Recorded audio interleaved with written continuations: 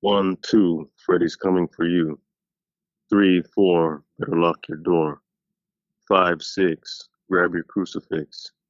7, 8, gonna stay up late. 9, 10, never sleep again.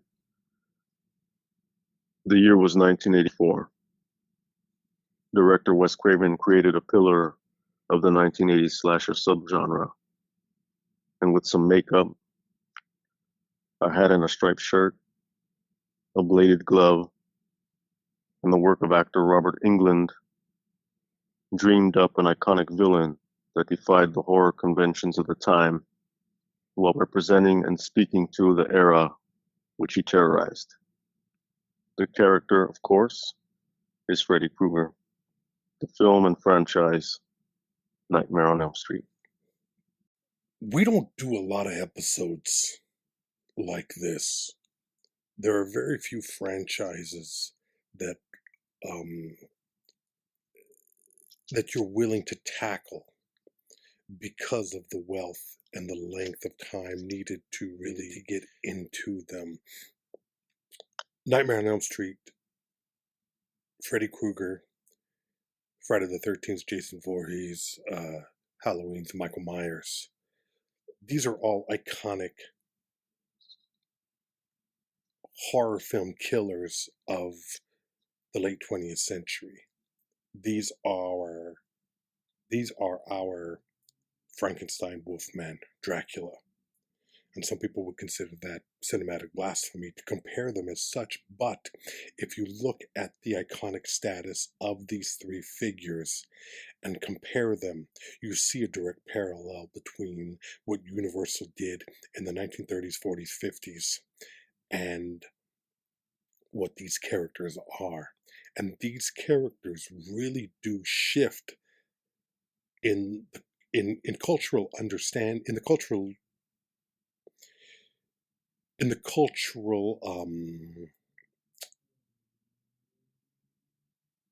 I guess the cultural zeitgeist of the time, whatever you want to call it. The movement from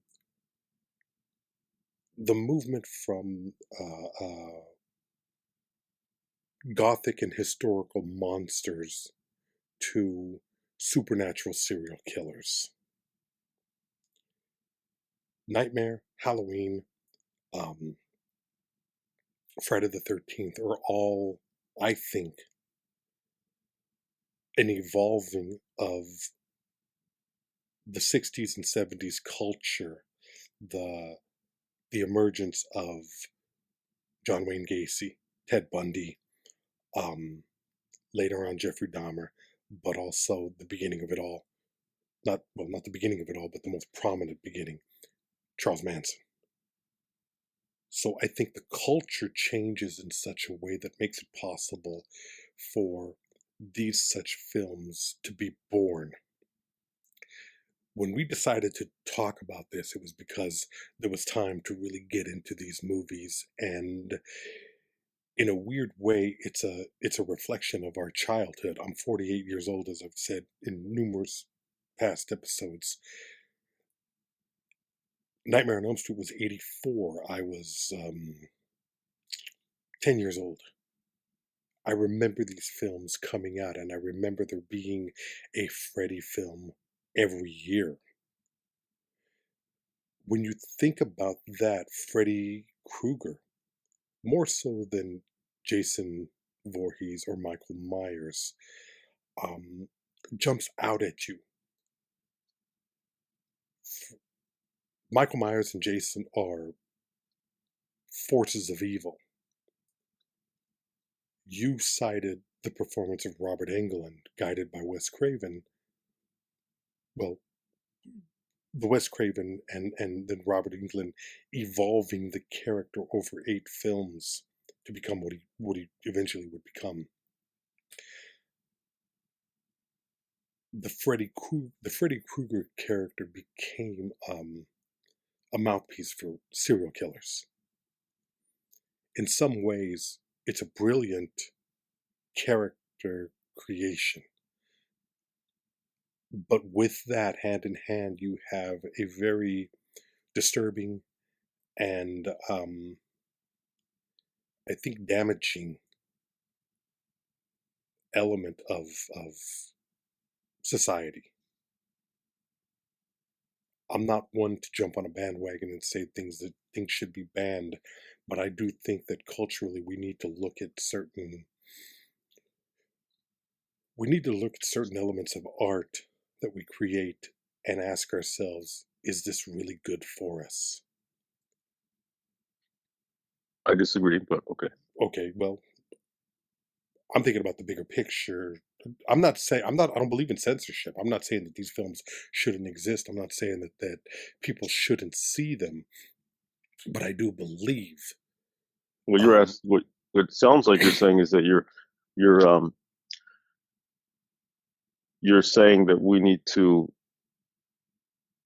pause before we create these characters because of the effect that they might have on society.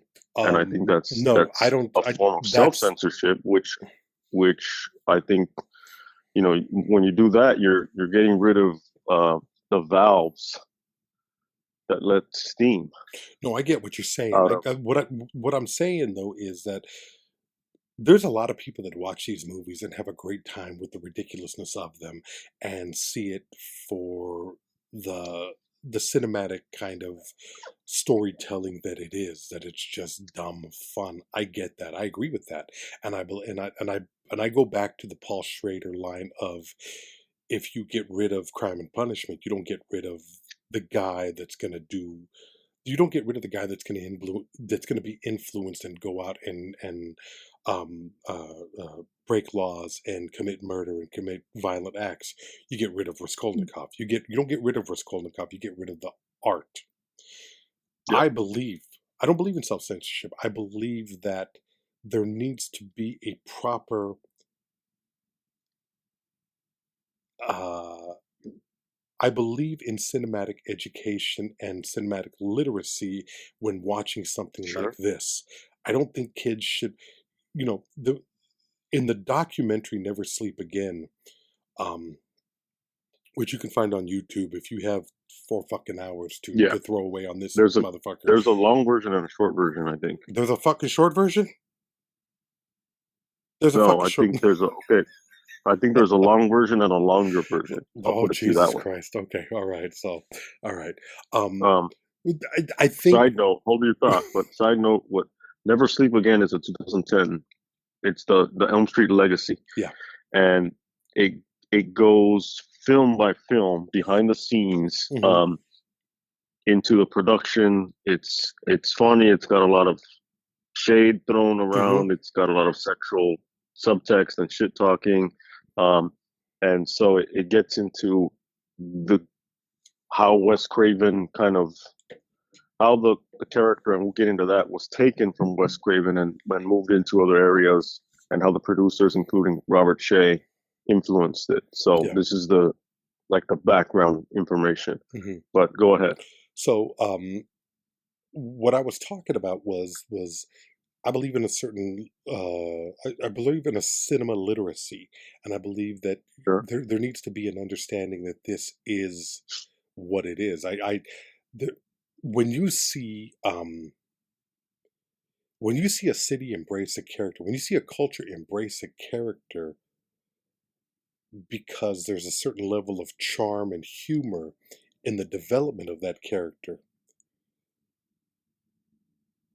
and you forget what the character is, a child molesting murderer, and you have Freddy lunchboxes, Freddy dolls, Freddy sheets, Freddy this, Freddy that, Freddy Hollywood Walk of Fame star, uh, Freddy Krueger Day in Los Angeles.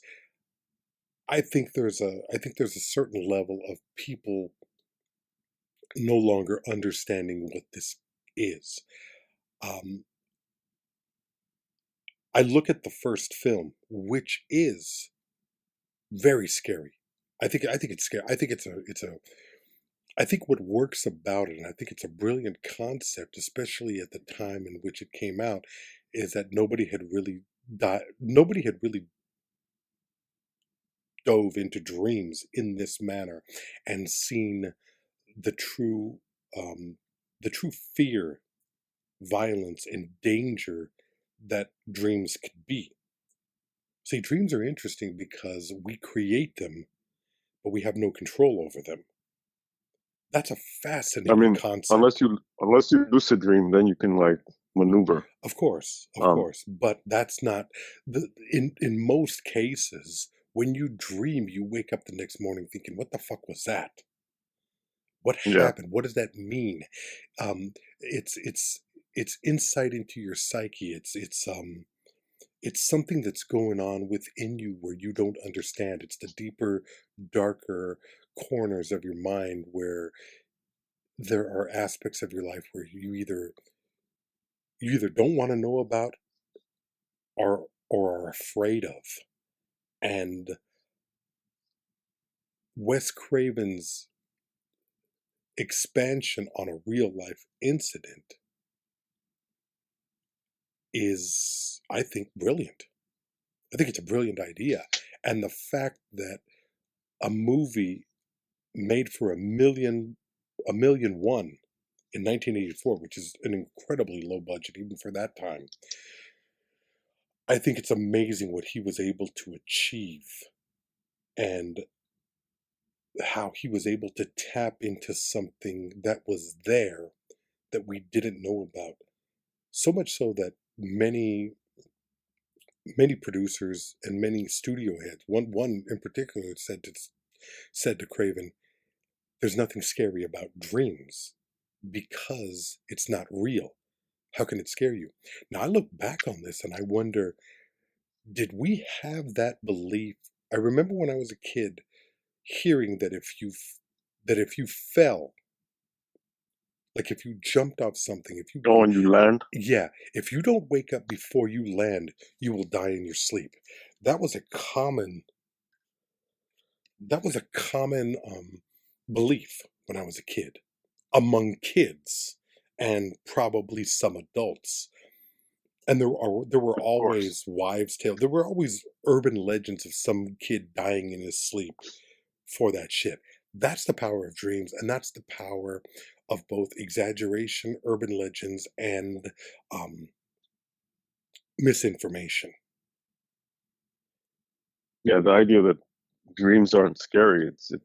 I mean, there's obviously a word for a bad dream. It's called nightmare. Yeah, Um, exactly. And the fact that Craven could tap into that, and I think Craven, you know, much like Paul Schrader, coming from this religious background, coming from this very sheltered world, was able to tap into something that people like the rest of us who had already absorbed Leatherface, Michael Myers, Jason Voorhees. I think he brought a greater understanding and created really one of the great movie monsters in all of history, because vampires we know are not real. The Frankenstein mythology, well, you could argue that we're getting nearer to something like that. And the werewolf pulling the demons out, existing demons out of us. But the 1970s and the 80s was the beginning of the serial killer decades. It was when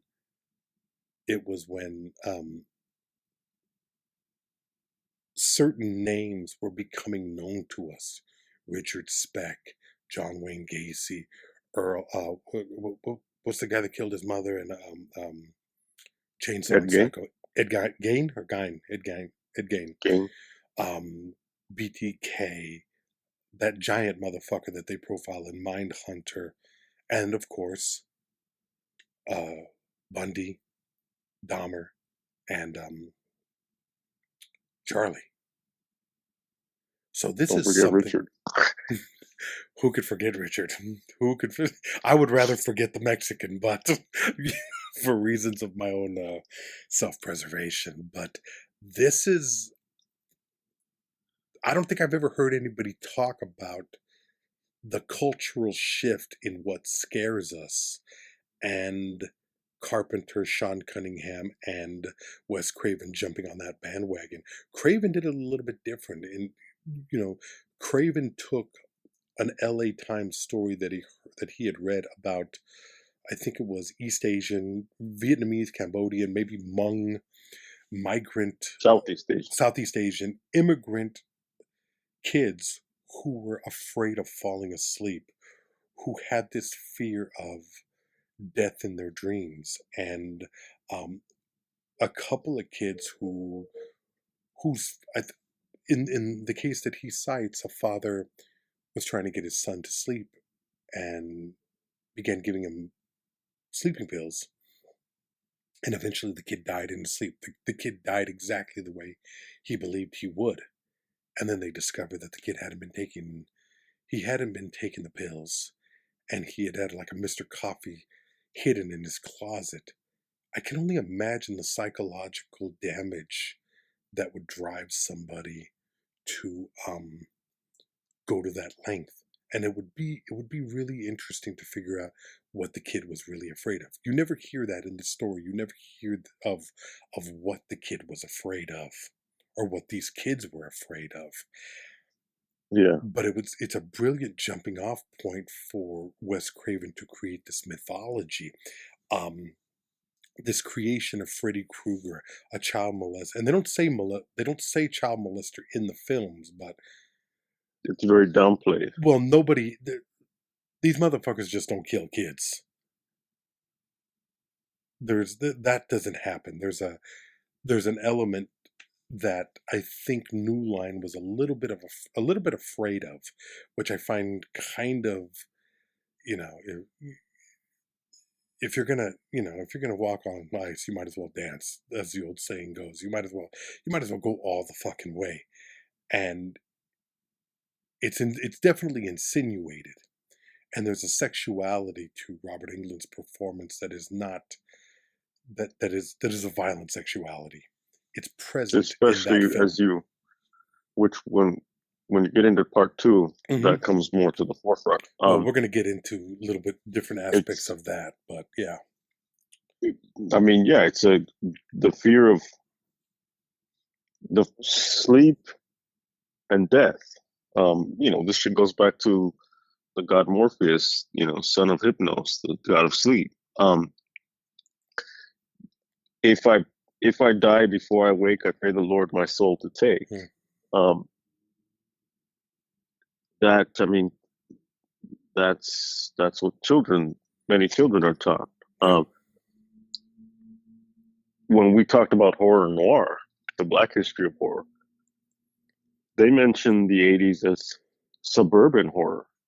And when you tie it into Charles Manson, it's like, well, yeah, that's when mayhem and murder went into the suburbs, went into the Hollywood Hills, into people's homes.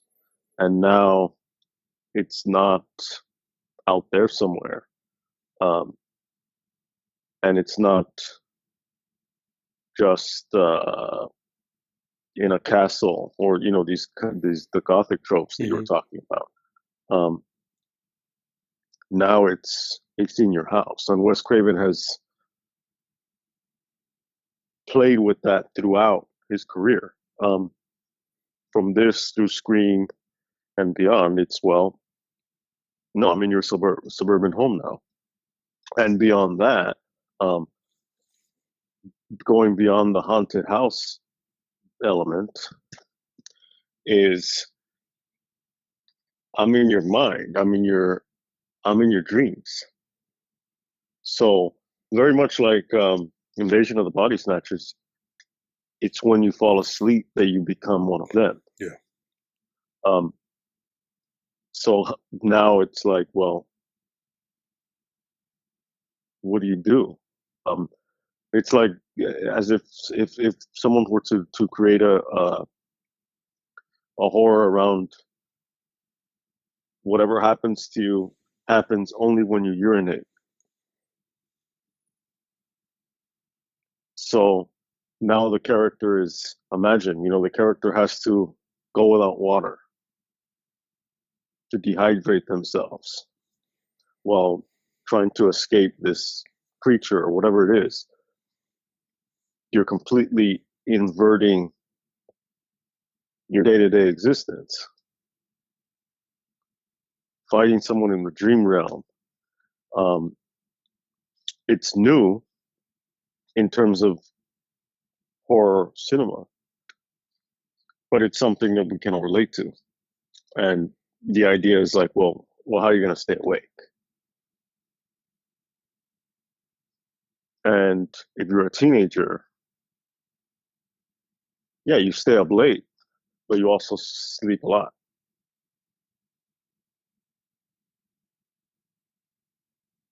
In a way, you're like a vampire yourself as a teenager. You sleep when the sun's out. So you're trying to avoid falling asleep. And your parents think you're on drugs. Maybe you are. Maybe you're on, some kind of uppers or, just caffeine. But all this is happening, as you described, there's the sexuality. It's always these groups of kids, the boyfriend. There's already all these changes and all these things happening because these are high school movies for the most part. Yeah. And now this character who has a history of child abduction, sexual abuse, and murder, is preying on these teenagers, these pubescent teenagers, which is interesting itself because it's like he's not going after like small children. He's going after teenagers who are now in a place where they can potentially fight back. And the idea is like, well, they're innocent, but there's always that tinge in slasher horror of there's still that moral undertone of, well, if it's a girl and if we see her breasts, she's gonna die. If she's engaged in some kind of sexual activity, she's gonna die. The black person, if they're black, they're gonna die. That's the moral tone of that. You know what I mean? Yeah. Of the racial stuff that we talked about in horror noir. So it's interesting that and the idea that you would have a character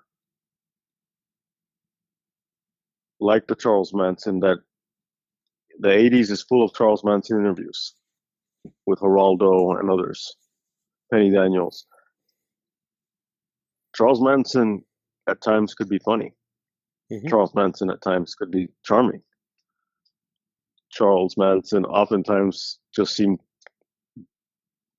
off his fucking rocker. Sometimes Charles Manson seemed to make sense. If you listen to enough of his interviews, you understand kind of the sense that he's making to himself. Yeah. That's a scary aspect, but yeah. Yeah, and then you start to see that, you can see that with Freddy. You can see this is a different character. This character is a villain with a voice. Well, that's what sets him apart from it sets him apart from Jason and right. Michael Myers, Frankenstein, for that matter. A voice and a sense of humor. He's the TV villain. Beyond, Welcome to Primetime Bitch Part 3. Yeah. Because he is, in that sense, he's like the king of comedy. In that sense, I think that's why pop culture embraces Freddy Krueger, because you can have fun with that. The fact that he's a child molester that was murdered by the neighborhood watch or whatever, the local parents, yeah. That's kind of Well, you got to It's not that remember, it's irrelevant, but it's no, pop culture doesn't really give a fuck about that, well, it's you got to think something though, man. It's like 1984. That's the decade where that's the Reagan era. And the Reagan right? era had a lot of the Reagan policy and the attitude at the time was be tough on crime. So what is the Of central course, idea of Freddy let's say no to Krueger's, drugs. yeah, It's all that. all of that. But what is the central idea in this story is that Freddy Krueger was arrested, and because of a mishandling of the paperwork, Hmm. he was set free. He got off. Yeah, he got off. Yep, This would manifest itself later with Willie Horton. You remember that fucking? I don't know if you even remember that. You yep, might be too young for that, I do. but you I, okay? I So you mean, I remember? remember things that happened before I was born. No, Yeah, but even I mean you that look back on it. that- You do the research. You know yes, it's part of the history of the time. So it was this idea of you couple that with the Adam Walsh abduction in 1980-81, John Walsh's subsequent life spent as a crusader for children and yeah. you know, against Have you seen crime, me? All that. all of that. We're talking about the milk cartons. We're talking about Yeah, this and period of Willie Horton. I mean, I was already alive with Willie Horton at well, the time. I knew you were alive.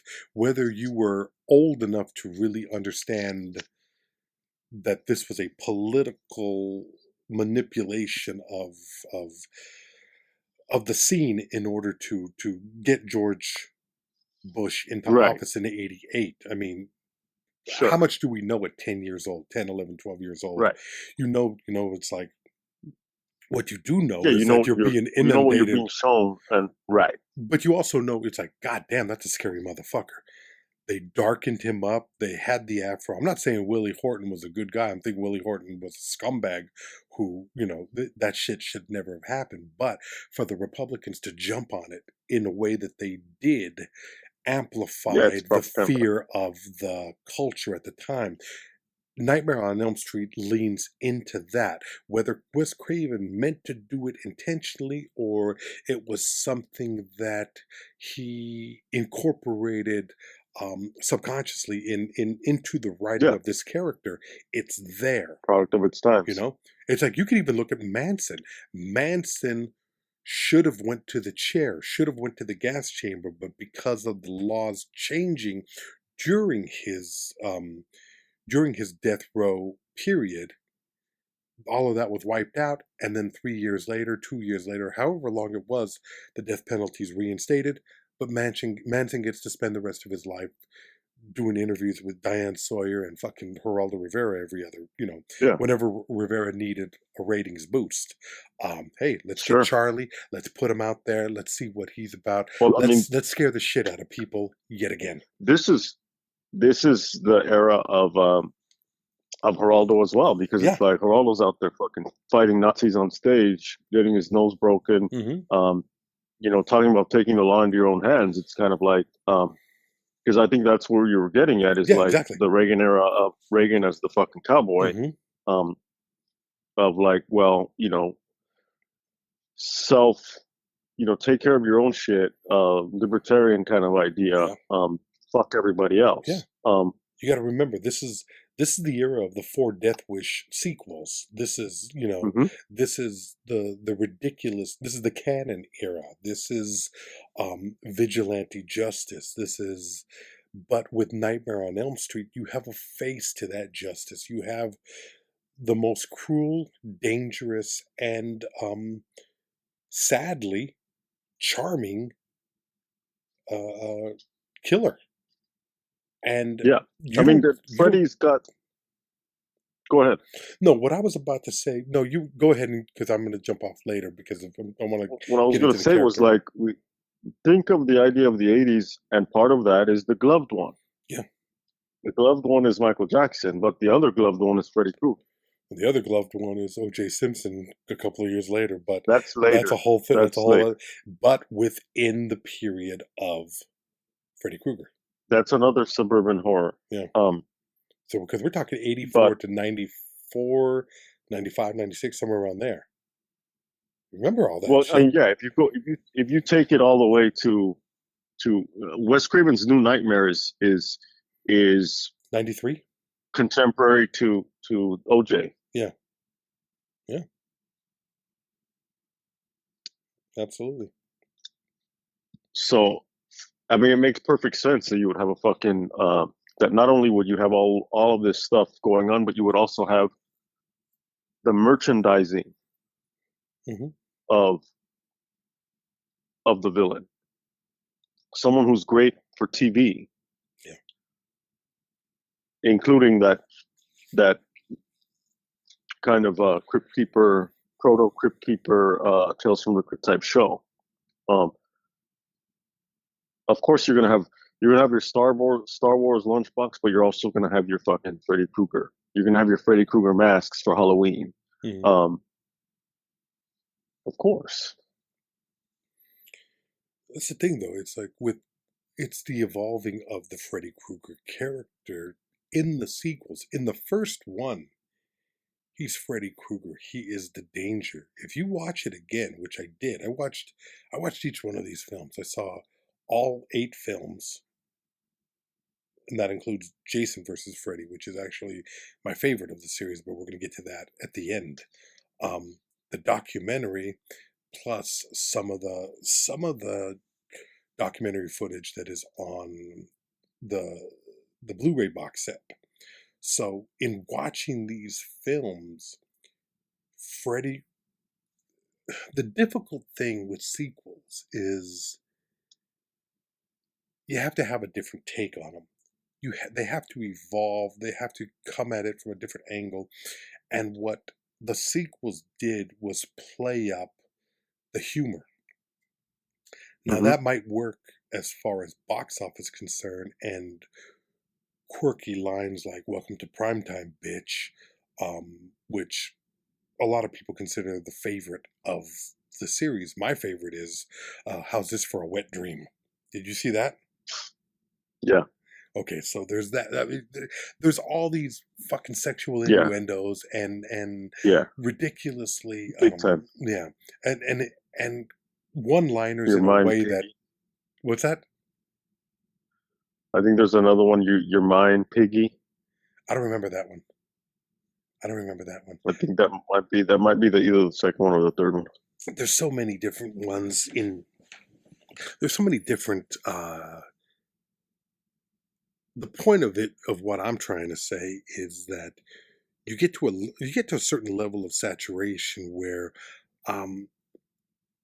the story no longer matters, and it becomes slowly a Friday the 13th type thing. If you go back and watch the Friday the 13th movies, they're fucking bad.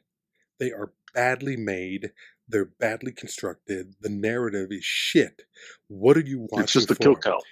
It's not just a kill count, though. It's how he's killing. The inventiveness of killing.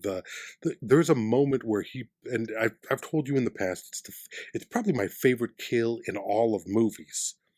I think it's a fucking ridiculous. Jason comes upon a young woman who's in a sleeping bag.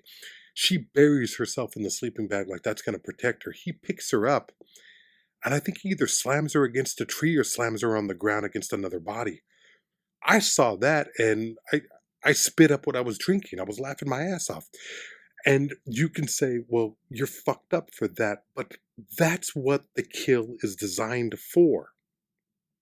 Yeah, the kill is not. It's no longer designed. Special effects people. Mm-hmm. But they're no longer designed to actually scare you, regardless of what these documentaries say about. We wanted something that would really get under your skin and frighten you. By the time you get to the third film, it's no longer scary. It's the second film is unintentionally hilarious, and we're going to get into that in a minute. But there is nothing between the first film and the last film that is even remotely scary. The first film is scary. The last film is scary. I personally believe both of those films are great within the world that Wes Craven created, and it says a lot that it's Wes Craven doing Wes Craven creating that. And the only good sequel of the 4 sequels is the 3rd film, where Wes Craven comes back to give an initial story. The first script. Yeah. Which is also helped out by Frank Darabont and his writing partner at the time. So Dream Warriors is actually, for these films, a pretty good entry in it. The 2nd film is bad. The 4th and 5th film and the 6th film are all embarrassments. They are cinematic So let's go atrocities. through them. Okay, briefly. Let's go through them. The first one, brilliant.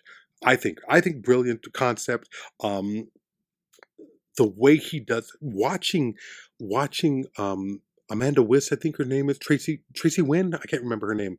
The best friend, and going Yeah. back to a Hitchcockian, let's set her up as the hero, as the heroine, and kill her off, elevating Heather Langenkamp. I thought that was great. I remember being like, wait a minute, what the fuck is happening here? And then that room rotating the way it does, I thought that was fucking brilliant. Yeah, I loved it. Yeah. Incredible kill. Even the beginning, like the work on the glove in the beginning, and then it goes out to where you see him on the street with the long arms. Yeah. Finally getting to the point where she's in that room.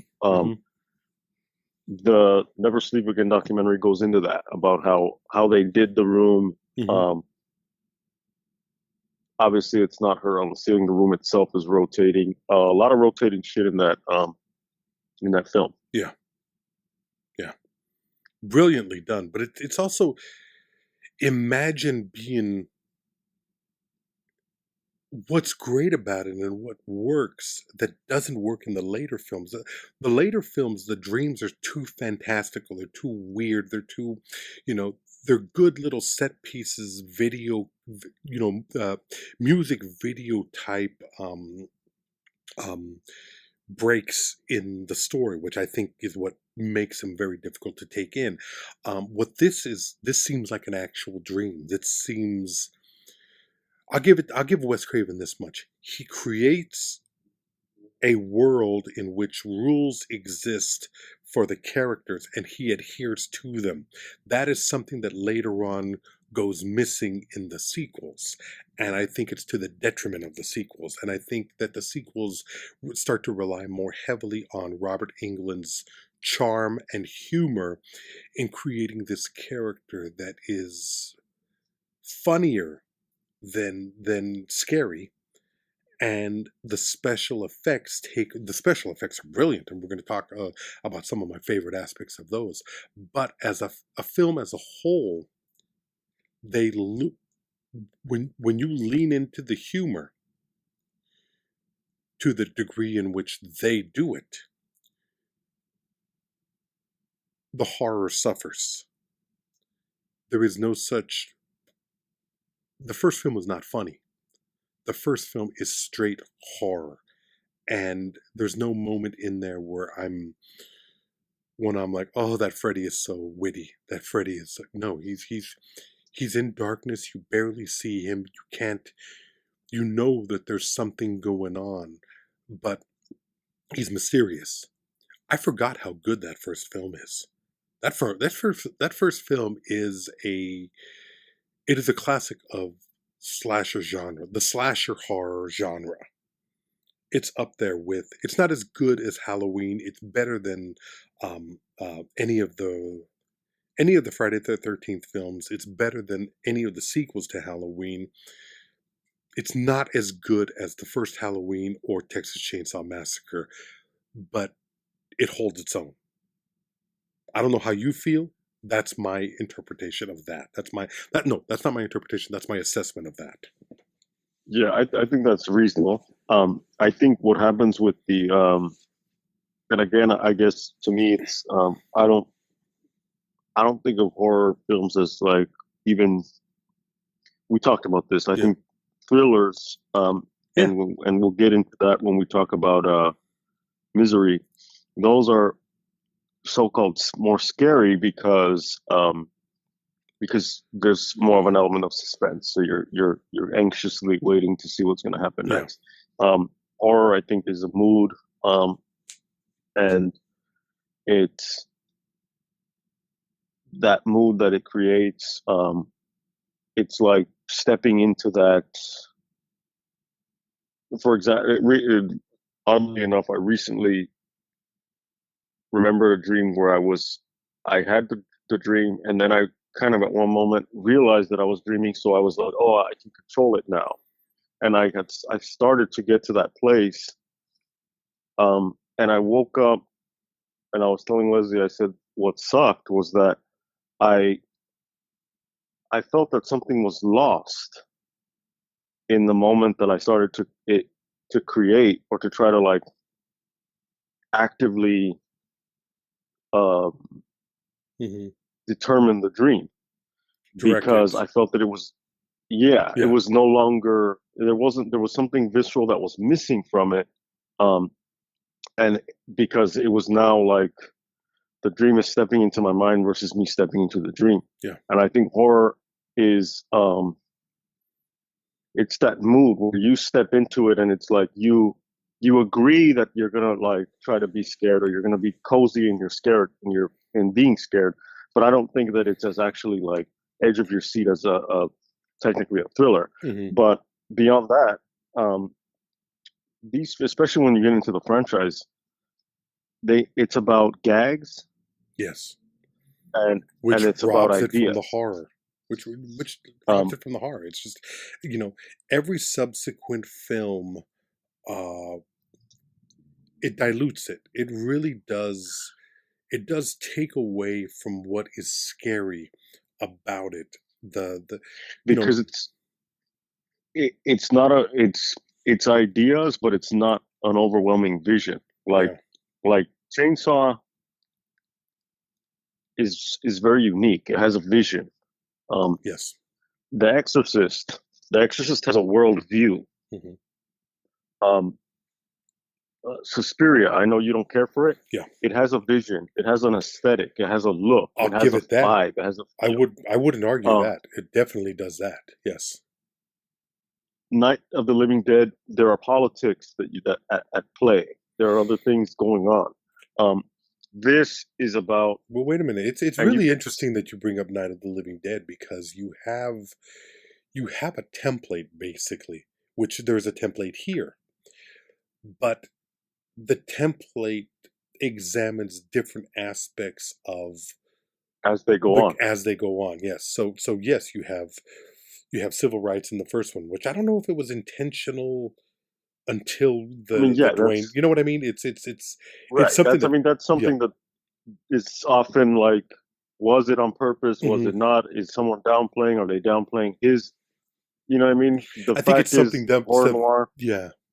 it's there. They talk about him driving. hmm We mentioned this, that he's driving with the film while he hears about MLK Yeah. being assassinated. It. They know that they're onto something, Yeah. regardless of how intentional or not it was. Well, They are I onto think there's a something. level of unconscious creation in the subconscious creation in there. There, you might not be aware of how this is going to play out, but it's something, and that's the power of the culture is that it seeps its way into the art, Sure, I sometimes with think you that knowing, happened sometimes here without you knowing. Well, that's definitely with what here. we talked about for the first ones, hmm but you're talking about the template. Well, the They don't template, have time to fucking. They don't have time with Night of the Living Dead. You have different eras where you can apply the kind of, if you mentioned the zeitgeist well, yeah, earlier, because you can apply that. well, I Here mean, you can't, because the films are all happening within a 10-year span, yeah, I or mean, give or take. that's the thing. There's a 10-year span between Night of the Living Dead Right. and Dawn of the Dead, and then maybe a 4 or 5 year span between Day of the Dead, my least favorite, but still an incredible look at military. There's the consumer society in Dawn of the Dead, the military industrial complex in Day of the Dead. Later on, social hierarchies with Land of the Dead, and then Survival of the Dead, going all the way back to what do you call it? What's the old what are those two families that are always fighting? Hatfields and McCoys. Yeah. I mean, and then you throw in Diary of the Dead there with social media. So Yeah. I don't excuse, and I'm not saying this is what you're doing or even alluding to that, but I do not excuse New Line Cinema for taking shortcuts and the easy way out, because if Romero was able to do that, then at least see the beauty of Nightmare on Elm Street as a concept. Okay, this is what I really wanted to talk about early on. Horror, as I've said in the past, is not my favorite genre. Not because it doesn't have the capacity for great films, not because it doesn't have that, not because it's not open to brilliance and the possibilities of brilliance. What disturbs me and makes me sad about the horror genre as a whole is that it has exactly that. It has the potential for the greatest films that you could make.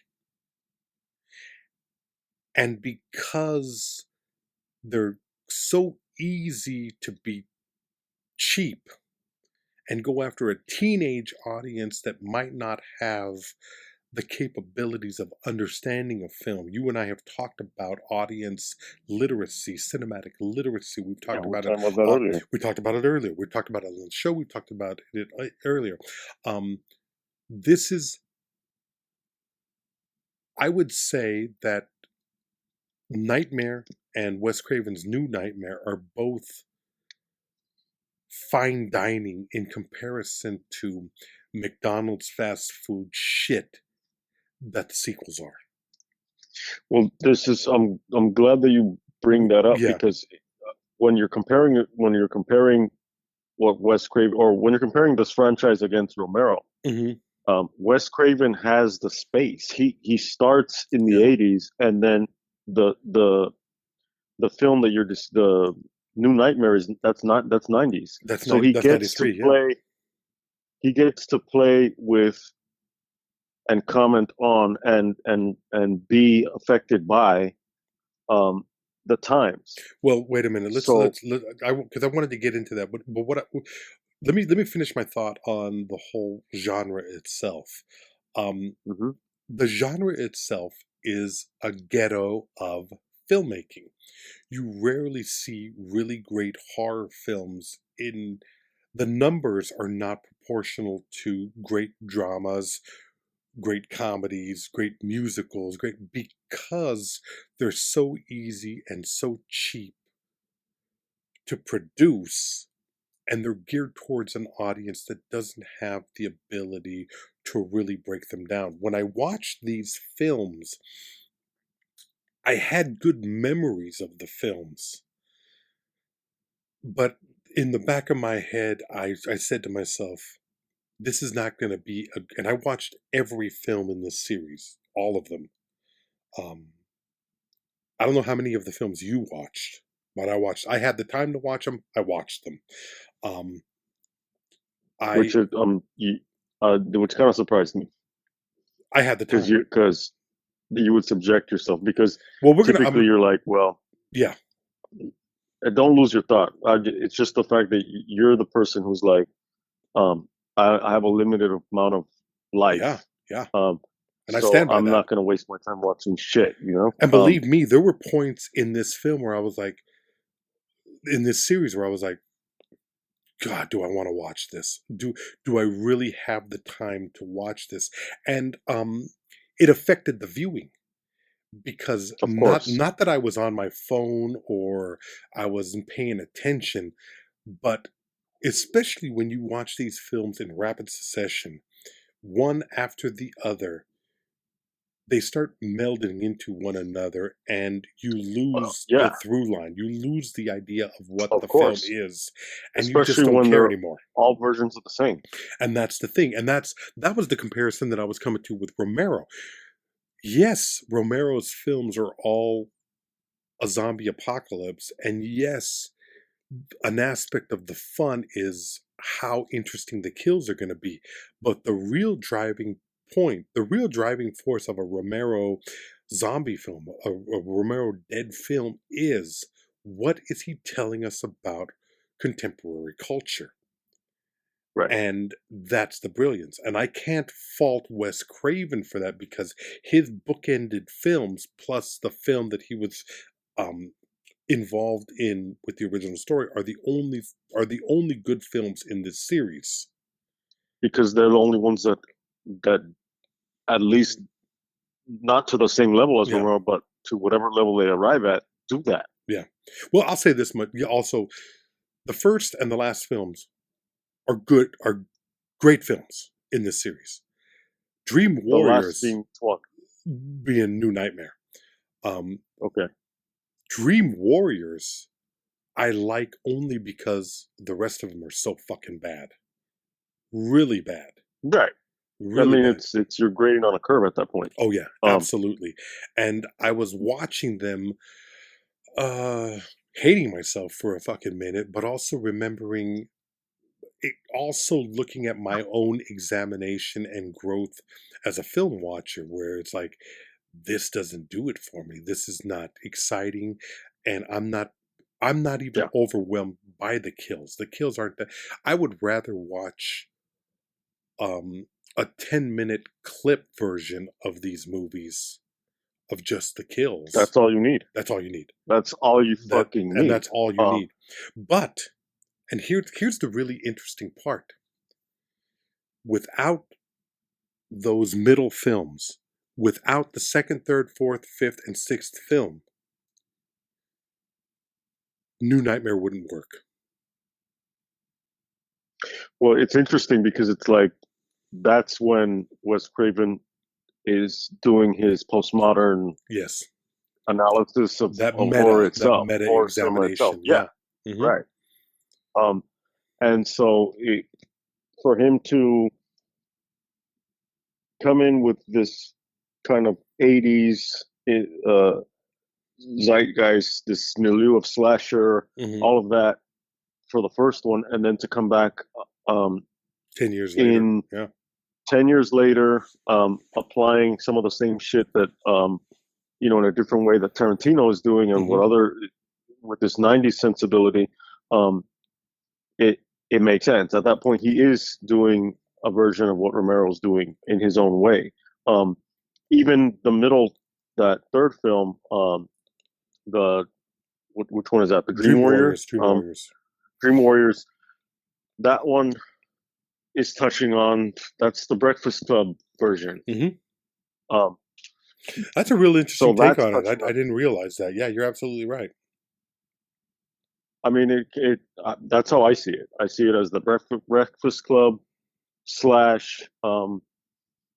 proto fucking X-Men fucking thing, where it's like, well, now you have this guiding professorial figure, but then you also have all these, each person has their own little power or whatever in this realm.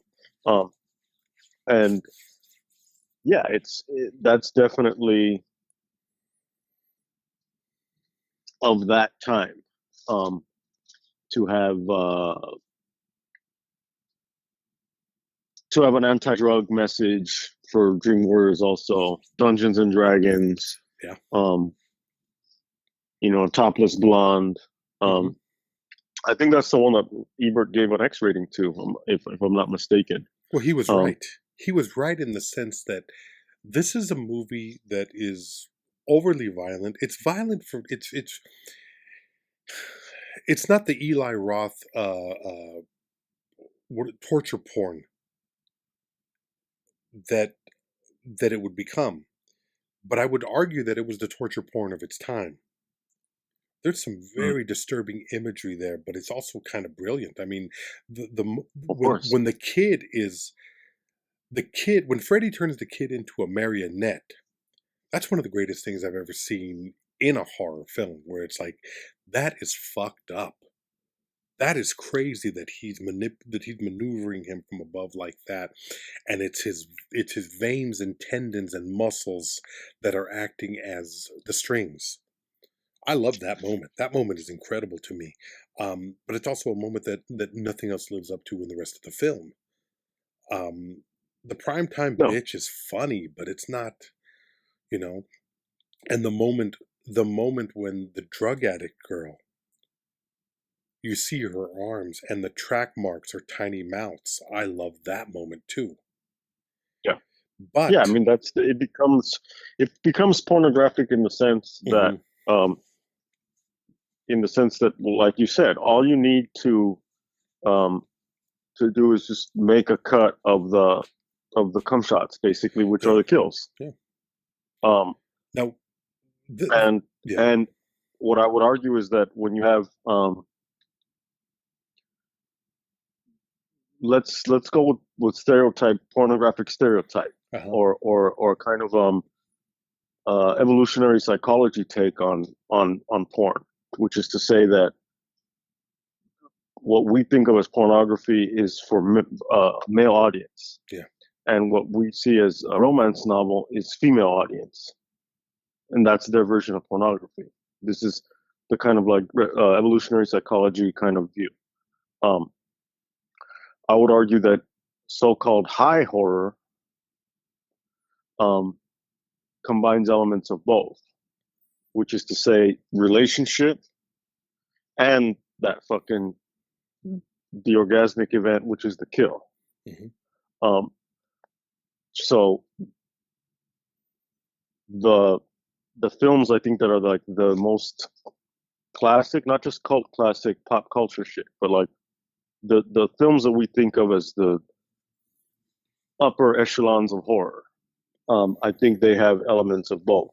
Um, the what you may describe as like the lowbrow or whatever, it's just gonna be get your rocks off on the kills. That's it. yeah.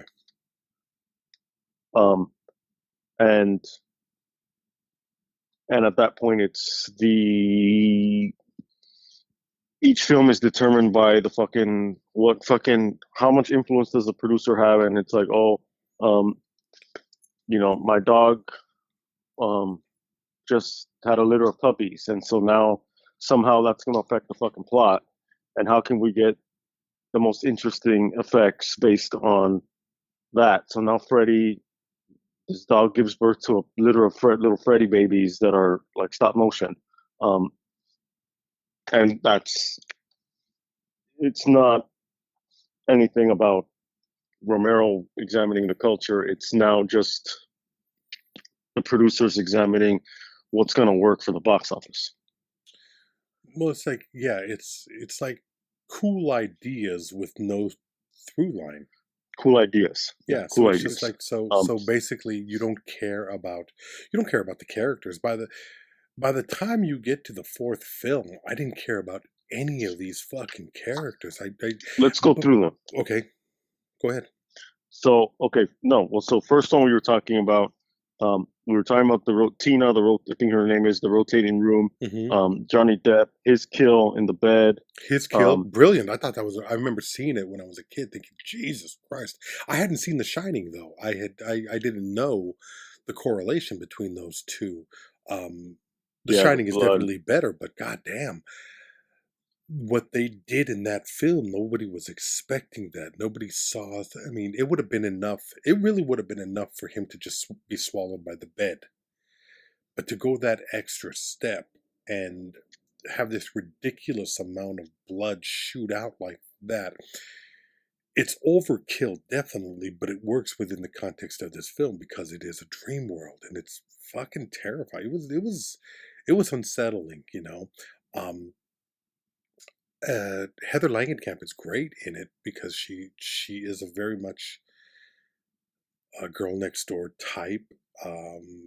And Yeah, she plays it well. I think she play. You know, it's great to see John Saxon in it, who is just you forget how good a supporting character actor he is, and when you see him in this, you're just like, wow. Ronnie Blakely as the mother, Yeah, the drunk. ending is Yeah, classic. it is. It's just The and door, mhm, the jump rope, mhm. the car. I agree with Heather Langenkamp. It doesn't make sense within the narrative and having Nancy beat this thing, but it's a dream world and it's a horror film, so it you kind of make a concession in that sense, which I dig. And you like the idea that nobody ever beats this thing. She doesn't win. She doesn't. It's just it's an unstoppable killing machine. And the second film, the second film is memorable for how bad it is and the gay subtext that is not really subtext. It's It's not just even. fucking It's them. just the gay text. Did you watch it? Did It's you not watch even the some. film? I did. Yeah, I've seen it. I've seen it and I watched it. Okay. And then I watched having watched the documentary. I said I'm gonna watch this just to really. I really want to. Um, I want to see. I want to remember how gay it is. Mm-hmm. And I mean, they in the documentary they describe it as the Top Gun of franchise horror films, Yeah. and within that they mean Tarantino from that film. I think Sleep with Me. Yeah. He describes how, according to him, The homosexual Top Gun content, is a homosexual, which is mostly based, if I allegory. remember correctly, mostly based on the volleyball scene. I don't remember it all, but yeah.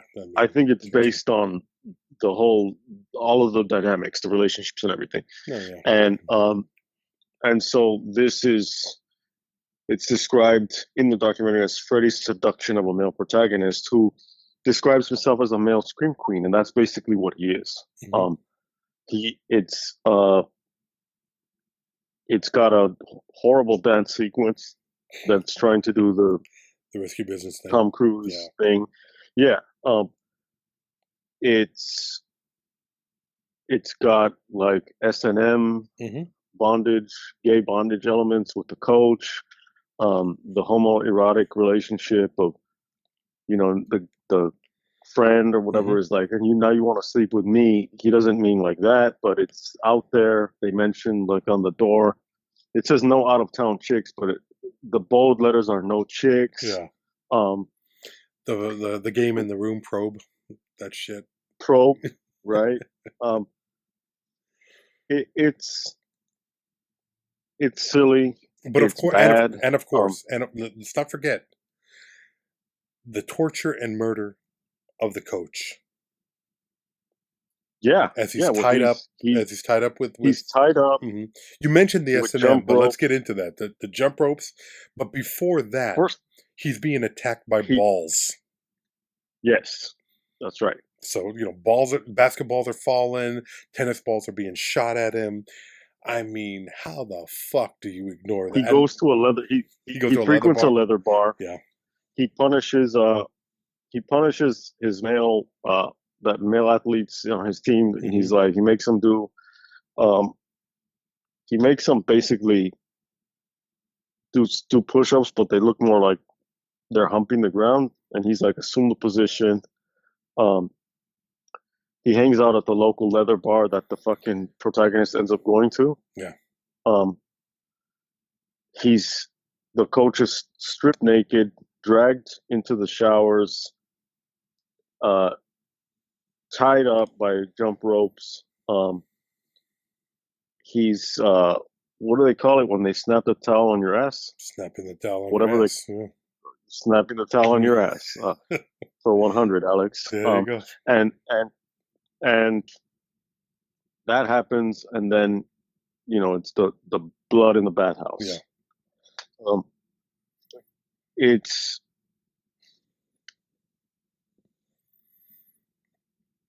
funny if you have just watched the documentary and then you go into it because of all of the commentary that goes around it, where according to them they don't see any of this, and according to the writer it was supposed to be like super subtext apparently.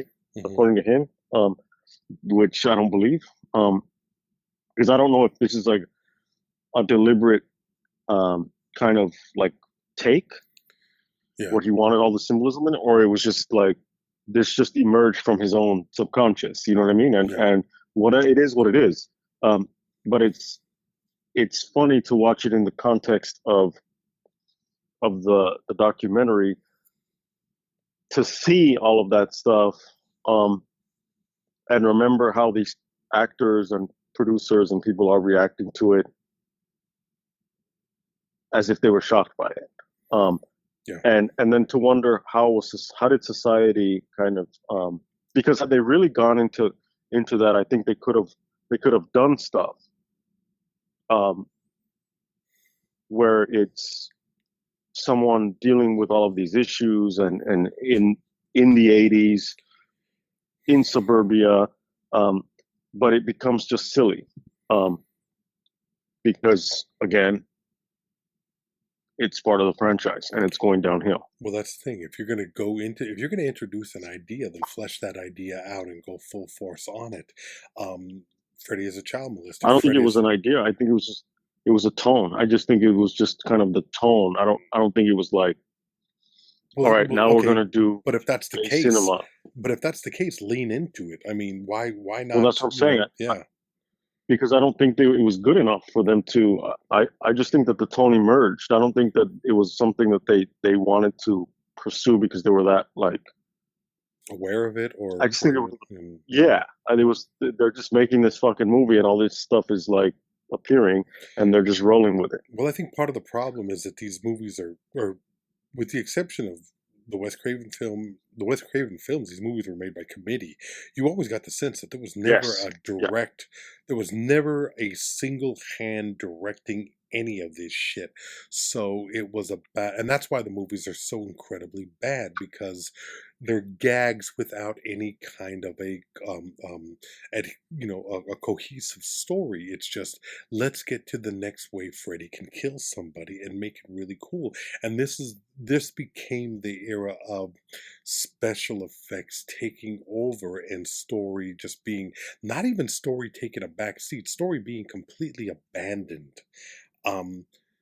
You would get a little bit more of an attempt at story in the third film, but the second film is, oh, Freddy's not even controlled by the dream world anymore. Now he's, which, I mean, I didn't really care one way or another. It just made, if now you're going to change the rules and he can become you're going to need a fucking exorcist because he's taken over somebody's body. He's inhabited them. There's the gay subtext. Yeah, he wants to be inside that boy's body. He wants to be inside me. Something is trying to get inside me. It's like, what? And now you want to fuck me. It's just. Yeah. The character's like, yeah, it's a high school girl, but you want to sleep with me. Yeah. It's like, and yet there's a party going on, and this guy is in his room sleeping, shirt off, waiting for this motherfucker to come. Let's just do this, and it's just it's contrived. But it has there are moments where Freddy is coming out of his body when he's ripping through his stomach and chest. That shit was really well done. I can't take away from the makeup effects, especially after we talked last week about Rick Baker and the work that he did. All of this stems from that. All of this are the ideas that would come out of the Rick Baker mold of let's show the transformation, let's show the intense physical pain, and I love that. But if it's not in service of the story, then it's just, okay, when it's all right if I go and take a phone call, or if I go and take a piss, or if I go and get popcorn right now, because it's going to be 7 minutes before Freddy kills anybody. That's not the way to watch a movie. And this is where I have to put in my shit. Mm-hmm. My version is that it's also like, I'm also on the side of the Peter Greenaways, that it's like, I don't need, there are there is a side of cinema that is a non-narrative cinema. That's a visual Sure, cinema. sure. That's an artistic cinema. You don't need to tell a story, but these films are, like the vast majority of films, storytelling films. Yeah. And so then at that point you need that. Yeah. Well, I mean, So you're right. It doesn't have to have a narrative. But if it doesn't have a narrative, it has to be compelling. And that's the problem with yeah, non-narrative it films. has to work the way a painting would work. Well, non-narrative films are much more difficult to pull off. They would seem to be much easier to pull off, but they're not. No, They're so much more no, difficult because yeah, now you have to capture a mood, possibly tension. You have to capture something that is going to, even films that are considered non-narrative. Let's say Richard Linklater's Dazed and Confused. That's a hangout film. There's no real story, but there is a story still, there. yeah. I mean, there may not be a plot, but there Mhm. is still a story. Yes. So even beyond, and this is for other times. And once there will be plenty of films that I suggest that we can argue about this. But Well, yeah, to get back to this, it's like, yes, this happens and this happens, and Freddy kills and this happens, yeah, and Freddy kills and this happens and this happens and Freddy dies. That's the structure. yeah. So what ends up happening is this happens, makeup effect, cue, go. Yeah. This happens, makeup effect, cue. This happens, makeup effect, cue, end credits. Yeah. And so you're writing a script around effects. Yeah.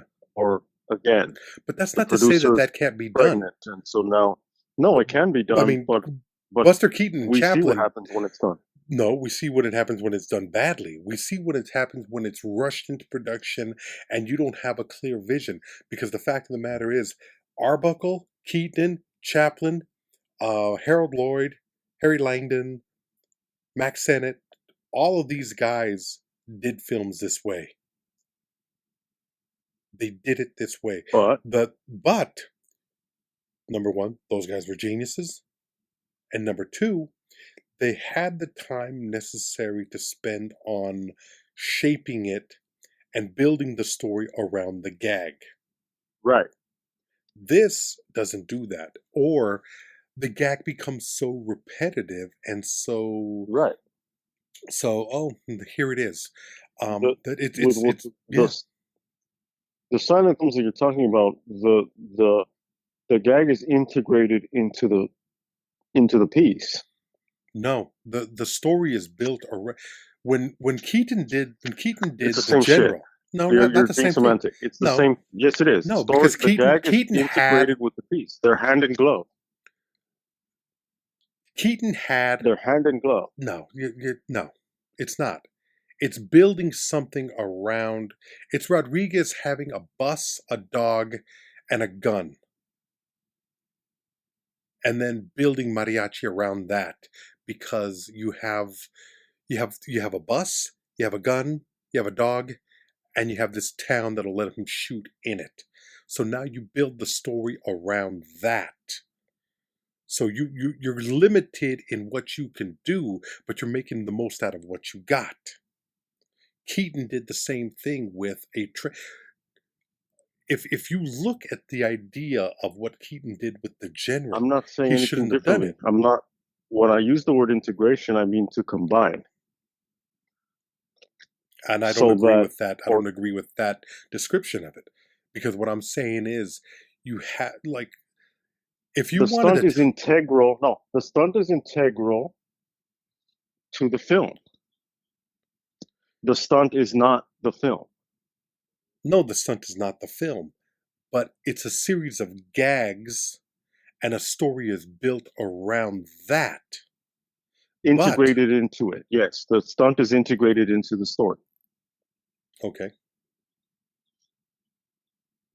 Moving on. We're saying the same thing. All right. Well, I disagree, but okay. In this case, They're not in this case. They're not integrated. In this case, it's no, it's integrated, but it's sloppy.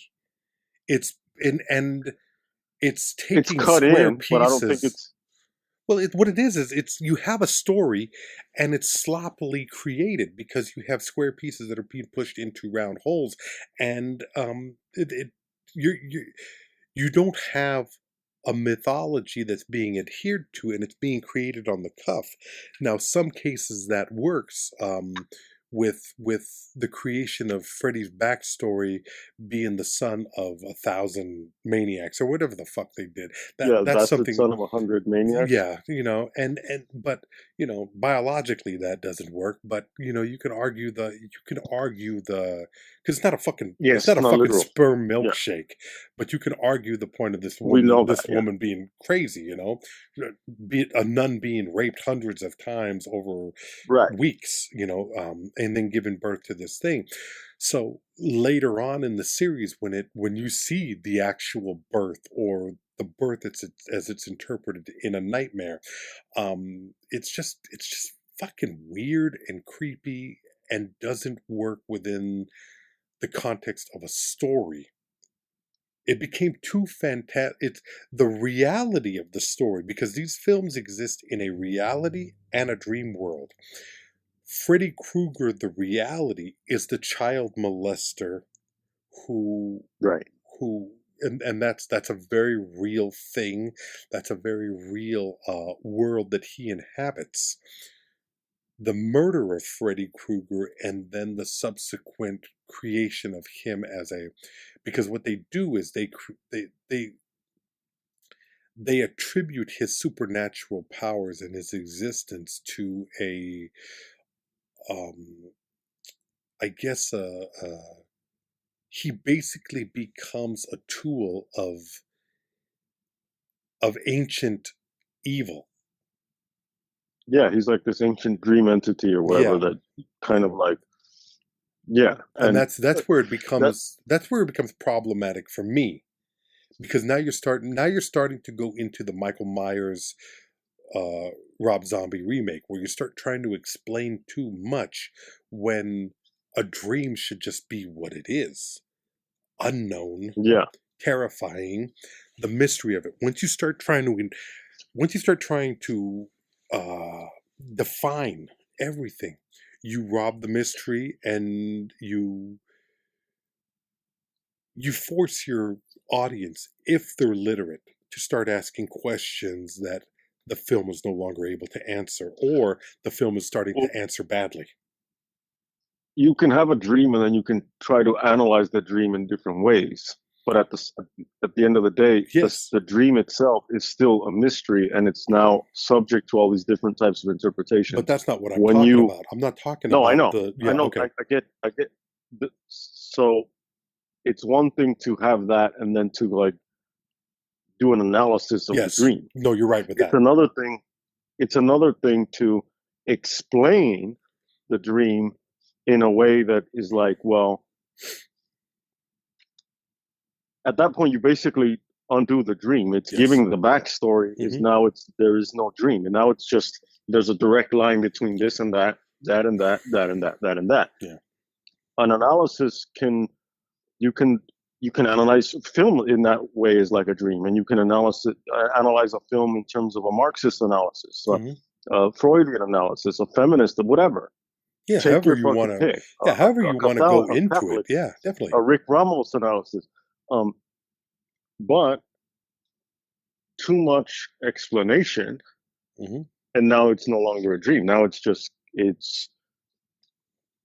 and oddly enough, the more explanation and the more shit that they're adding, once you get into part 4, Dream Master, Dream Child, Freddy's Dead, the films themselves as individual films become fuzzier and fuzzier, and now it all blends into like, well, is this the one with what's the, you know them more by their gags?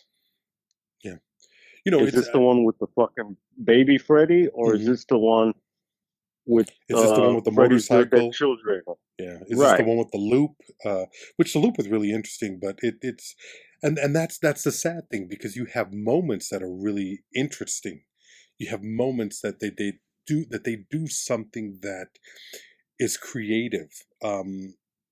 But then you have stuff that is just uh it's it's visually overwhelming. The cockroach scene in the fifth film, I think it is, no, the fourth film, where the girl is the gym rat is turned into a cockroach. I remember that when I was a kid. I remember, God, that's fucking cool. But within the narrative, I don't see where it's built. I don't see where it's alluded to earlier. I don't see these dreams. These dream murders are supposed to reflect the fears and the anxieties of each of these kids. There was no real creation of fear of her turning into a bug. There was no point when this was a fucking Kafka moment where that was alluded to, or in any way um where we're led to believe that this is a possible outcome of this woman's life. The young girl who's asthmatic. Okay, that was Freddy sucking out her, killing her with an asthma attack. That was all right within the context of the story that is created. It makes sense. The rest of it doesn't.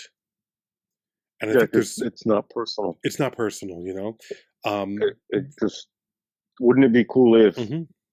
But also like some of it is just badly thought out. The kid who's really into comic books, and a director, Stephen Hopkins, who was really into comic books in the, I think, fifth or sixth film. I think he's pulled into the comic. That just looks stupid. Super Freddy. That was fucking moronic. Freddy on a skateboard. Moronic. There's so many things where it just becomes dumb. Where it's no longer scary in any way, and it's not funny. Freddy jumping into a video game, probably because of the graphics at the time. Maybe if they did it today, it would be better, but it just looks stupid of him sitting there playing with a Coleco or a Nintendo. It was fucking embarrassing. Sometimes you chase the cultural the cultural highlights too heavily. The video Yeah, game thing, the comic book thing, it didn't work. Or at least it didn't work in the way that they tried it. And I think there needed to be an understanding of the budgetary constraints and stick with that. Um, by the time you get to the last film, I just really didn't care. And I think it's really telling that as you watch these movies, with the exception of Johnny Depp's Glenn and Heather Langenkamp's Nancy, I can't tell you the names of any of these characters. yeah. I can't either. I can't remember any And of their it names. doesn't matter. There might have been a Lisa. There might have been a you I'm know, sure there there was probably, but maybe an Amanda here or there. Amanda, maybe a Yeah, Danny or a Dave. But who the fuck knows? So it's like yeah. The only name you need to know is Freddy. that's it, and that. So, but like by the time you get to Wes Craven's New Nightmare, which on paper, I'm gonna say it right out, it's a fucking horrible idea. It's so stupid and ridiculous that Yeah, the old actors are yeah, affected by the characters, and when yeah, I first heard that they were making the film, and I had never seen the, I don't think I there were a few of the sequels that I had never seen. I don't think I saw The Dream Child, The Final Nightmare.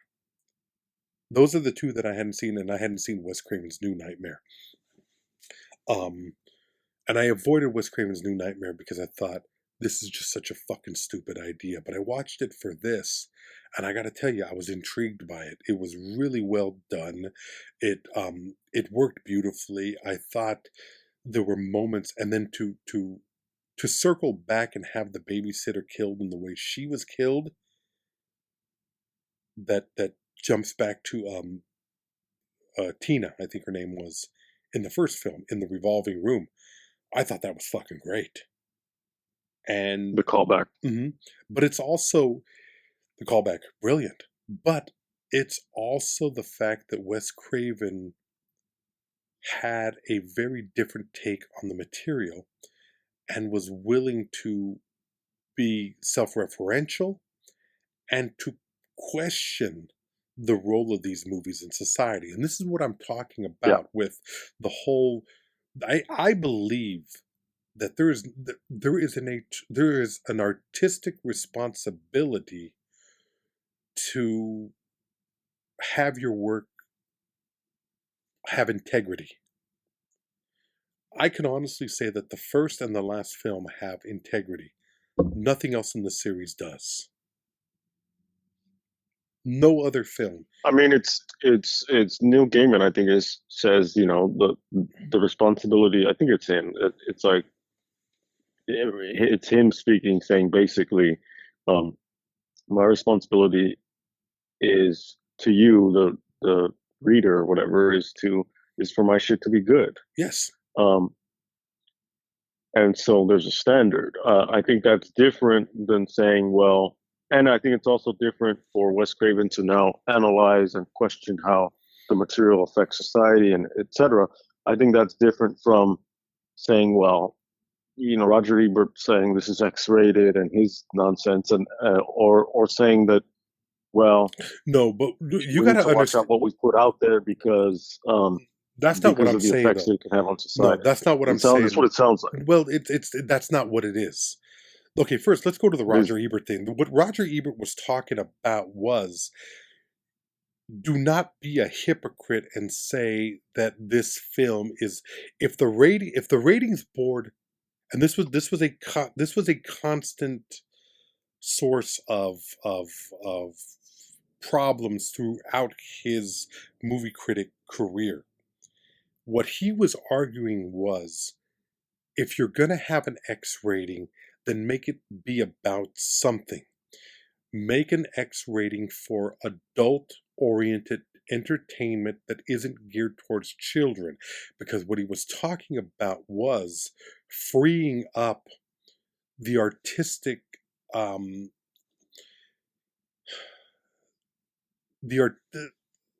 he was talking about the artistic voice and being able to write, produce, direct, and create adult-oriented fare. Films that were designed for adults. I'm talking about Bad Lieutenant. I'm talking about Henry and June, The Cook, the Thief, His Wife, and His Lover. These films that were not intended for children. Not simply because of what they could do to the psyches of children, but because children are not ready to... Children didn't have the intellectual capacity at that point to really take these films in and understand what the hell it is. So non-children's films, basically. But also, we as adults have the right to see something that is not watered down and dumbed down to the point of sterility. Okay, now, so then so this is the thing. Why not argue against the ratings at all? What are you talking in general? about? Why argue now for a specific rating? Because what he was talking about, and maybe you know about this, maybe you don't know about this, that an X rating on a film meant that because the X rating was not copyrighted, and because the pornography industry appropriated the X rating and could put it on their films, X-rated, triple X-rated, quadruple. We've talked about that. That effectively damaged the entire film industry in being able to make adult-oriented fare. I'm not talking about adult films in a pornographic sense. I'm talking about adult films that are directed towards adult, because number one, at the time, newspapers would not advertise them, and number two, major theater chains would not show X-rated films, and they wouldn't show NC-17 films because they had figured that because of the prurient nature of the movie industry and society as a whole, the government and their regulations this type of shit could not be shown because it was viewed as being damaging to children. What Roger Ebert and Gene Siskel, to a lesser degree, were arguing was the opening up of the possibility of filmmakers to tell stories that were not limited by the constraints of what children would be able to see. With this, what he was arguing, and it's not bullshit, what it is that these are films that are geared towards children. New Line, this is like saying, okay, it's R-rated. Kids aren't supposed to see it. But everything that the money that they made off this film was specifically designed to reach out to a teenage and post-teenage audience. That was the audience for this film. So it's having your cake and eat than children. But it's having your cake and eating it too. It's the bullshit and the hypocrisy of the ratings board, the studio system. Get that. That's what the problem, and that's what he was arguing. I guess my question is just like, well, why not just in that case take that and say, well, why not just have children's, like, little kid films and everyone else? Because there's politics involved in it. It's not as black and white as what you're talking about. I'm saying why not? No, I'm saying why not have? Why is he not arguing that? Not why does it not exist? I'm saying why is he now? That is exactly what he's arguing. But you're seeing a tiny, and this is the manipulation of film or video or editing as a whole. They're taking a small part of the clip of that specific show. They did, if I remember correctly, they did 2 or 3 or maybe more episodes on just the changing of the ratings board. It was a platform that they were fighting for because they wanted to see more adult-oriented fare. And this is a time period where you couldn't release films because the ratings board would be up their ass. So the problem... Yeah, the Valenti, I get all that. Mm-hmm. What I'm just saying is it's I guess at this point it's just a matter of arguing for changes within the system, mm-hmm. within the language of the pre-existing system, versus arguing for the overthrow of the system. And so I guess that's basically why I'm like, well, I guess I'm getting hung up on that, on the idea of, well, films that are adult oriented, whereas I'm thinking of it as just in terms of, like, you mean films. Unless they're children's films, they're just films. And so I'm not to put that extra tag on it so that these films can deal with subject matter that is adult in nature outside of, like, graphic sexuality. Mm-hmm. And then now these films are for kids. It just seems, at that point, get rid of all the steps. And it's just like, okay, you have your fucking, like, childhood cartoon films, and then you have everything else. When you start getting into gradation, as you described, with, like, okay, teenager and Freddy Krueger made the money off of teenage audiences. Is a teenage audience ready to see adult? That's a different so-called argument. Adult subject matter. That's a different argument. Question. That's a different show. That's a different podcast. I mean, we could do that episode. That's not a problem. But I'm not only talking about our specific opinions on it. I'm talking about Ebert still breaking these types of, not genres, but types of films into audiences themselves. Into these huge demographics. That's not what he was doing. He was reporting on a fact of how these films are not made primarily. You have to look at the box office and who goes to movies, and the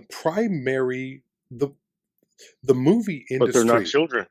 Wait a minute. 6-year-olds are Wait- not paying to get into these No, movies. but wait a minute.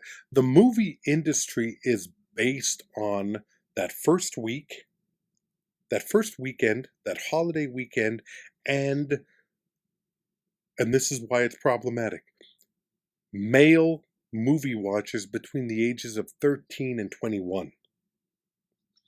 So, if a ratings board is designed to, first of all, I personally believe that your parents should decide. Your parents more than a ratings board should have that decision making process, and that's Yes. some parents. That's not even all parents. I mean, because there are some parents that have no course. fucking idea. So it's completely arbitrary. But if you're going to have a system like this, it should be more. It should be more reflective of the public's attitude towards films, and there should be less of a. These are extremely violent films. These are extreme violent films for their time. And yet these kind of things are let slide when sexuality in films was banned almost completely. Especially female sexuality. Especially female enjoyment of sexuality. I guess, right. So I guess that's that. this is where I'm getting caught on it, and we're going into that. But it's the idea of if we're going to have this kind of system, and I'm saying, why doesn't he just argue that there should be no system? Because that's not the battle that wins the war. You're fighting battles. You're not fighting, you're fighting battles that are part of a bigger war, and you have to win these battles. That's the impression that I get out of it. So what brought us to this point in the beginning was the whole idea of why Wes Craven would create this particular story. And I would argue that Wes Craven's drive was being confused, disturbed, and angry at the direction that his original creation had taken when others had moved as he should be. But that's the business. That's you don't have control over it. I mean, it's fucked up, but it is the business. And you can take the John Carpenter stance where it was like, you know what, they're going to do whatever the fuck they're going to do anyway. My film stands for what it is, but I'm going to still get my check. I might as well get paid because I'm going to get fucked. I might as well get a good dinner out of it. So that's Alan Moore. Mm-hmm. The Alan Moore stance is more rare. To be like, fuck you, I don't want my name on it. You can pay the artist. Mm-hmm. That's far more noble.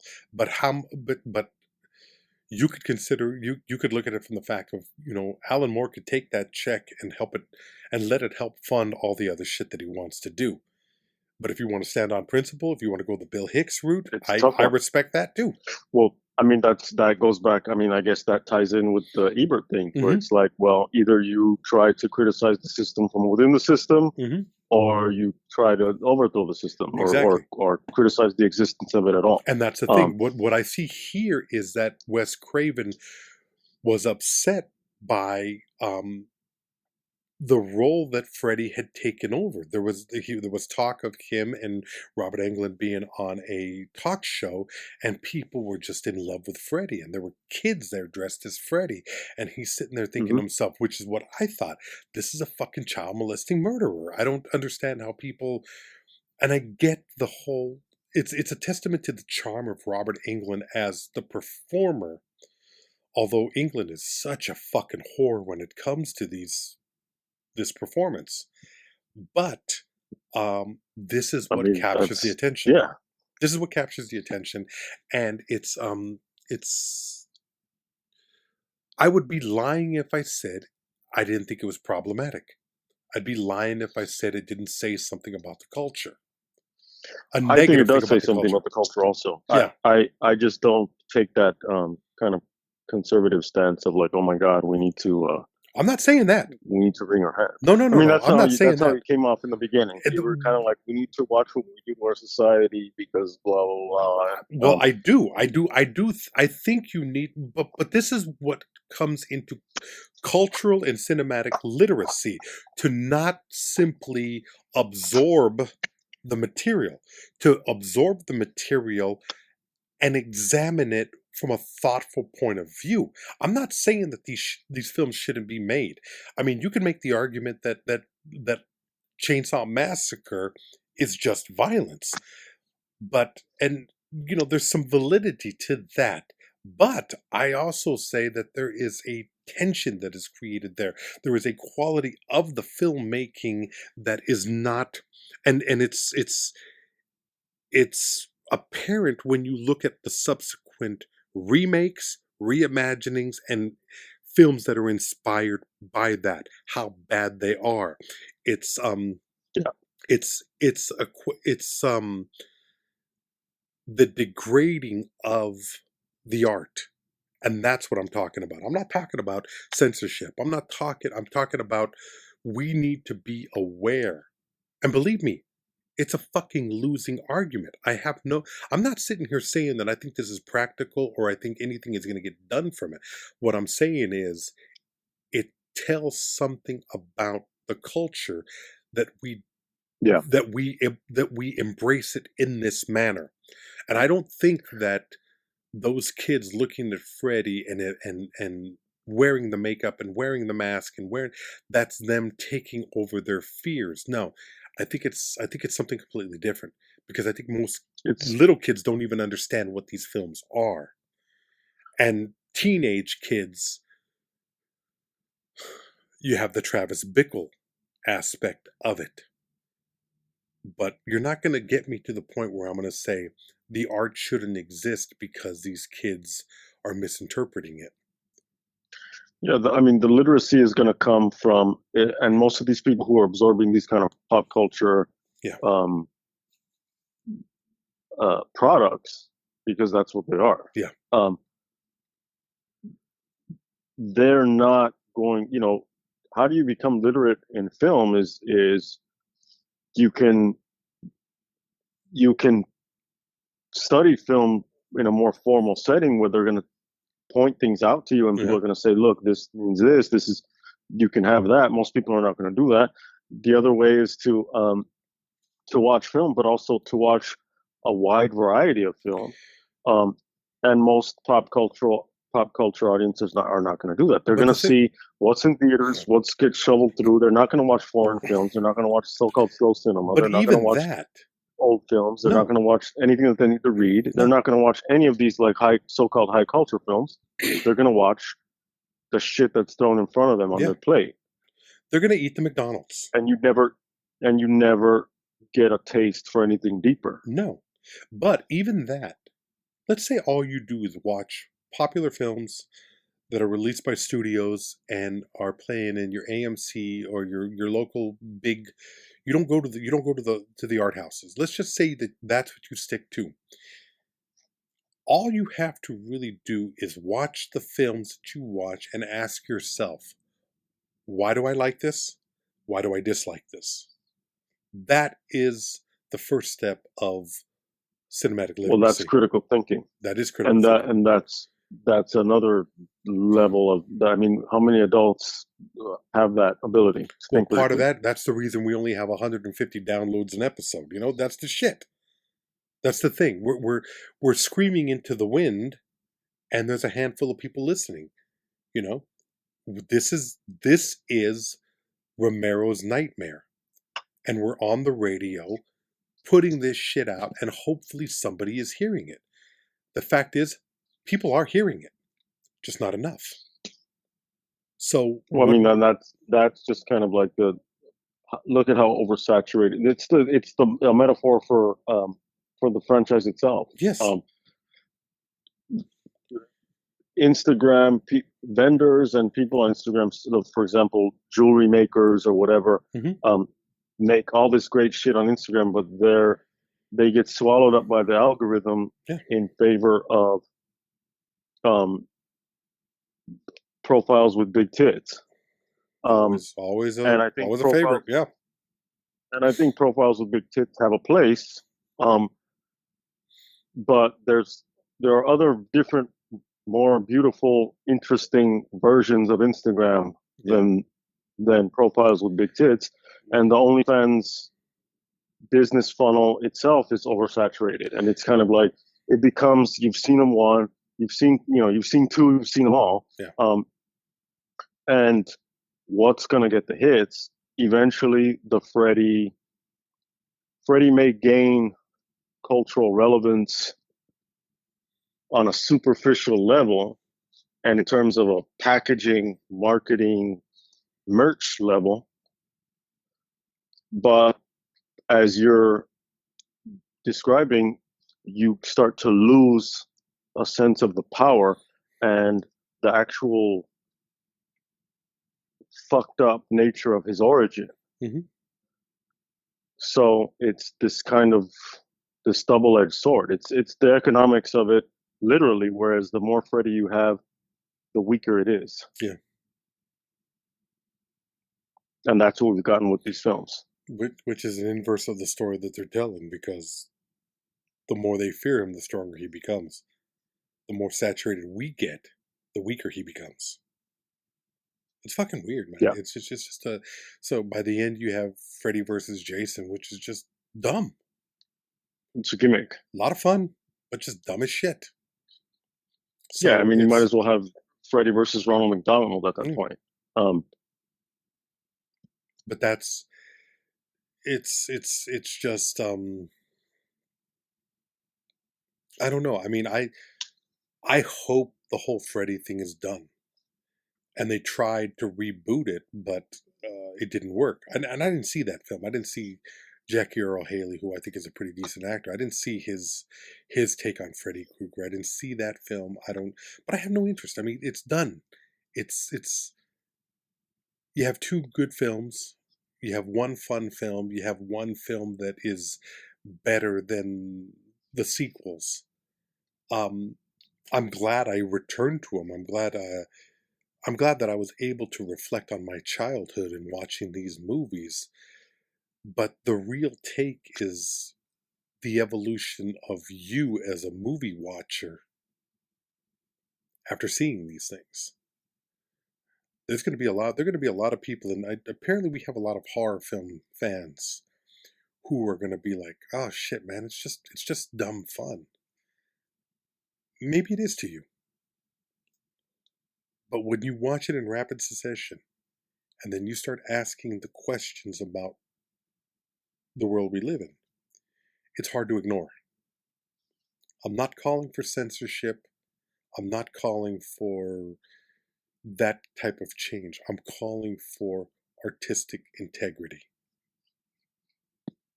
It exists in this series, but it's separated by a lot of shit. That's my take on it. That's the way I feel. And that's about it that I have to say. I mean, yeah. What do you think? Is there for better or for worse? Yeah. For better or for worse, Freddy is a thing. We're talking about it. Yeah. And it's worth digging through the shit in order to see the more interesting aspects. Yeah. Robert Englund did find a character that he was able to make iconic. Again, for better or for worse. Do not be mistaken. He is iconic. He is iconic. Can't argue that. Diminishing returns, but iconic. Mm-hmm. And we'll get more perspective as we get into. I imagine one of these years we're going to do the Friday the 13th because we should. No, we're not. Does it mean we have to do all? I'm not all fucking of them? doing No. that. That's the cum shot episode. I'll do the documentary because I think the documentary might be interesting. But there's no fucking way that I'm. You decided to fucking go through all of them. Yeah, I did. That's on you. But you were the one that decided to travel the fucking world, and I had nothing else to do but watch this shit. So, fucking horrible. Horrible. Hey. Buymeacoffee.com/WatchRickRamos. throw some coins in, If for enjoy nothing the else, horror. for the fucking sacrifice that I made in bringing you this goddamn episode, that was 8 films. 8 films? Hour and a half average. 8 films, So plus the documentary. plus the documentary. 20 hours prepping for this fucking episode. In some of the worst movies ever made. And I did it out of love and fucking the completest. And, self-disgust. Whatever you want to call it. It was fun. Yeah, Rick If nothing else, it was watched fun. horrible films. He sat through them, but there will be films that I suggest later that he will hate, that he will kick himself over more. And we're going to find those films. We will find those films. They'll bring a different level of horror. They'll bring a different level of discussion on cinema literacy, etc. Yeah. We talk about Scorsese. We talk about Scorsese talking about basically cinema versus film, cinema versus movies. Him saying that, there's cinema and there are these Marvel franchise films that are not cinema. This is kind of where we are. I mean, it's always been that way. I mean, you had high literature and Alexander Dumas is like popular fiction. We think of it as a classic now, but this is what happens when you have any art form. You have the so-called highbrow, and you have that which is consumed by the masses. Yeah. We are committed to examining, digesting, consuming, discussing both the high and the low with quotes. You're going to get more of that. Well, we're going to continue to do what we do. We're going to get higher into the high, deeper into the low, reverse them, all of it. So keep listening, support us if possible, and enjoy your horror for all it's worth. Enjoy your horror. Best wishes, people. We'll talk again soon. Bye-bye.